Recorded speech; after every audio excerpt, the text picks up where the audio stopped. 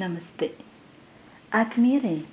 ಜೀವನದ ಪ್ರತಿಯೊಂದು ಒಳ್ಳೆಯದಕ್ಕೂ ಕೆಟ್ಟದ್ದಕ್ಕೂ ಸುಖಕ್ಕೂ ದುಃಖಕ್ಕೂ ನೋವಿಗೂ ನಲಿವಿಗೂ ಎರಡು ಕಾರಣ ಅಂತ ಹೇಳ್ತೀವಿ. ಒಂದು ಮಾಡಿದ್ದುಣ್ಣು ಮಾರಾಯ ಅಂತಲೂ ಹೇಳ್ತೀವಿ. ಎಲ್ಲದಕ್ಕೂ ಭಗವಂತನೇ ಕಾರಣ, ಎಲ್ಲ ಸುಖ ದುಃಖಗಳಿಗೆ ಪರಮಾತ್ಮನೇ ಕಾರಣ ಅಂತಲೂ ಹೇಳಿಬಿಡ್ತೀವಿ. ಹಾಗಿದ್ರೆ ಈ ಎರಡು ಹೇಳಿಕೆಗಳಲ್ಲಿ ಯಾವುದು ಸತ್ಯ? ಆತ್ಮೀಯರೇ, ನಮ್ಮ ಪ್ರತಿಯೊಂದು ಸುಖ ದುಃಖಕ್ಕೂ ಪರಮಾತ್ಮನೇ ಕಾರಣ ಎನ್ನುವುದಾದರೆ ಒಂದು ವಿಚಾರ. ಒಬ್ಬ ಪೋಷಕರಿಗೆ ಇಬ್ಬರು ಮಕ್ಕಳಿದ್ದಾರೆ ಅಂತಂದರೆ ಆ ಪೋಷಕರು ಇಬ್ಬರು ಮಕ್ಕಳಿಗೂ ಸಮಾನವಾದ ಪ್ರೀತಿಯನ್ನು, ಸಮಾನವಾದ ಪಾಲನೆಯನ್ನು, ಕೊನೆಗೆ ಸಮಾನವಾದ ಆಸ್ತಿಯನ್ನು ಸಹ ಕೊಡ್ತಾರೆ. ಸಾಮಾನ್ಯವಾದ ಒಬ್ಬ ಪೋಷಕರೇ ತಮ್ಮ ಮಕ್ಕಳ ಬಗ್ಗೆ ಸಮಾನತೆಯನ್ನು ಯೋಚನೆ ಮಾಡ್ತಾರೆ ಅಂತ ಅಂದರೆ ಇನ್ನು ಇಡೀ ಜಗತ್ತಿನ ಜನ ಆರಾಧನೆ ಮಾಡುವಂಥ ಪರಮಾತ್ಮ ಎಲ್ಲರಿಗೂ ಸಮಾನವಾದ ಸುಖವನ್ನೇ, ಶಕ್ತಿಯನ್ನೇ, ಸಾಮರ್ಥ್ಯಗಳನ್ನೇ ಕೊಡಬೇಕು ಅಲ್ವಾ? ಭಗವಂತ ಅಸಮಾನತೆಯನ್ನು ಮಾಡೋದಕ್ಕೆ ಸಾಧ್ಯನಾ? ಹಾಗಿದ್ರೆ ಯಾಕೆ ನಮ್ಮ ಎಲ್ಲರ ಆರೋಗ್ಯ ಪರಿಸ್ಥಿತಿಗಳು ಇವತ್ತು ಒಂದೇ ಥರ ಇಲ್ಲ?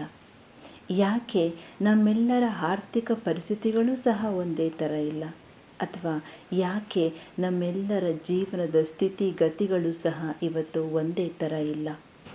ಅವಶ್ಯವಾಗಿ ನಮ್ಮ ಮನಸ್ಸು ಹೇಳಿಬಿಡುತ್ತೆ, ಎಲ್ಲವೂ ನಾವು ಕೇಳ್ಕೊಂಡು ಬಂದಿದ್ದು, ಎಲ್ಲವೂ ನಾವು ಪಡ್ಕೊಂಡು ಬಂದಿದ್ದು. ಆತ್ಮೀಯರೇ, ನಮ್ಮ ಜೀವನದ ಸುಖ ದುಃಖಗಳ ಲೇಖನಿ ನಾವು ಮಾಡುವಂಥ ಕರ್ಮದಲ್ಲಿ ಇರುತ್ತೆ.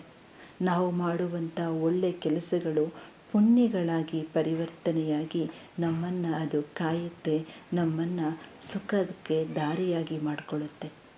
ನಾವು ಮಾಡುವಂಥ ಕೆಟ್ಟ ಕೆಲಸಗಳು ಪಾಪವಾಗಿ ಪರಿವರ್ತನೆಯಾಗಿ ನಮ್ಮ ದುಃಖಗಳಿಗೆ ಕಾರಣವಾಗುತ್ತೆ ಹೊರತು ನಮ್ಮ ದುಃಖದ ಸಮಯದಲ್ಲಿ ಪರಮಾತ್ಮನನ್ನು ನಿಂದಿಸುವುದು ಎಷ್ಟು ಸರಿ? ಯಾರಾದರೂ ಒಬ್ಬರು ಒಳ್ಳೆಯ ವ್ಯಕ್ತಿ ಇದ್ದಾರೆ ಅಂತಂದರೆ, ಯಾರಾದರೂ ಆ ಒಳ್ಳೆಯ ವ್ಯಕ್ತಿಗೆ ಬೈತಾ ಇದ್ದಾರೆ ಅಂತಂದರೆ ಸಹಜವಾಗಿ ಹೇಳ್ಬಿಡ್ತೀವಿ, ಅಂಥ ಒಳ್ಳೆಯ ವ್ಯಕ್ತಿಗೆ ನೀವು ಬೈತಾ ಇದ್ದೀರಾ ಅಂತ ಅಂದರೆ ಪರಮಾತ್ಮ ನಿಮ್ಮನ್ನು ಸುಮ್ಮನೆ ಬಿಡ್ತಾರಾ ಅಂತ ಹೇಳ್ತೀವಿ. ಇನ್ನು ನಾವು ಪರಮಾತ್ಮನನ್ನೇ ನಿಂದಿಸ್ತೀವಿ, ಪರಮಾತ್ಮನನ್ನೇ ಬೈತೀವಿ ಅಂತಂದರೆ ಇನ್ನು ಅದು ಎಷ್ಟು ದೊಡ್ಡ ಮಹಾಪಾಪಕ್ಕೆ ಕಾರಣವಾಗಬಹುದು. ಆತ್ಮೀಯರೇ, ಮಹಾಭಾರತದಲ್ಲಿ ಮೊದಲನೇ ಬಾರಿ ಶಕುನಿ ಯಾವಾಗ ಕೃಷ್ಣನನ್ನು ನೋಡ್ತಾರೆ ಆಗ ದುಶ್ಯಾಸನಿಗೆ ಹೇಳ್ತಾರೆ, ನೋಡು ಅಲ್ಲಿ ಬರ್ತಾ ಇರೋದು ಕೃಷ್ಣ ಅಂತ. ಇಡೀ ಮಾನವ ಕುಲ ಅವನ ಹತ್ರ ಮಿತ್ರತ್ವವನ್ನೇ ಬಯಸುತ್ತೆ, ಯಾರು ಶತ್ರುತ್ವವನ್ನು ಬಯಸೋದಿಲ್ಲ ಅಂತ ಹೇಳ್ತಾರೆ. ಆಗ ದುಶ್ಯಾಸನ ಕೇಳ್ತಾರೆ, ಯಾಕೆ ಆ ರೀತಿ? ಯಾಕೆ ಅಂತಂದರೆ ಇಡೀ ಮಾನವ ಕುಲದಲ್ಲಿ ಅತ್ಯಂತ ಶಕ್ತಿಶಾಲಿ, ಅತ್ಯಂತ ಬುದ್ಧಿ, ಅತ್ಯಂತ ಸಾಮರ್ಥ್ಯ ಉಳ್ಳ ವ್ಯಕ್ತಿ ಅಂತ ಅಂದರೆ ಅದು ಕೃಷ್ಣ ಮಾತ್ರ. ಹಾಗಾಗಿ ಯಾರು ಅವ್ರ ಹತ್ರ ಶತ್ರುತ್ವವನ್ನು ಬಯಸೋದಿಲ್ಲ, ಮಿತ್ರತ್ವವನ್ನೇ ಬಯಸ್ತಾರೆ. ಅದೇ ರೀತಿ ಸರ್ವಶಕ್ತಿವಂತ ಪರಮಾತ್ಮನ ಜೊತೆ ನಮ್ಮ ಮಿತ್ರತ್ವವೇ ಇರಬೇಕು ಹೊರತು ಅವರನ್ನು ನಿಂದಿಸುವಂತಹ ಮಹಾಪಾಪವನ್ನು ನಾವು ಮಾಡಬಾರ್ದು. ಸರ್ವಶಕ್ತಿವಂತ ಭಗವಂತ ನಮ್ಮನ್ನು ದುಃಖದಿಂದ ಬಿಡಿಸುವಂಥ ಪ್ರಯತ್ನವನ್ನೇ ಮಾಡ್ತಾರೆ ಹೊರತು ನಮ್ಮ ದುಃಖಗಳಿಗೆ ಅವರು ಕಾರಣರಾಗೋದಿಲ್ಲ. ಇಂಥ ಒಂದು ಜಾಗೃತಿಯನ್ನು ನಾವು ಮೂಡಿಸ್ಕೊಳ್ಬಹುದಾ? ನಮ್ಮ ಕಷ್ಟದ ಸಮಯದಲ್ಲಿ ನಮ್ಮ ಮನಸ್ಸಿಗೆ ನಾವು ತಿಳಿ ಹೇಳ್ಬಹುದಾ?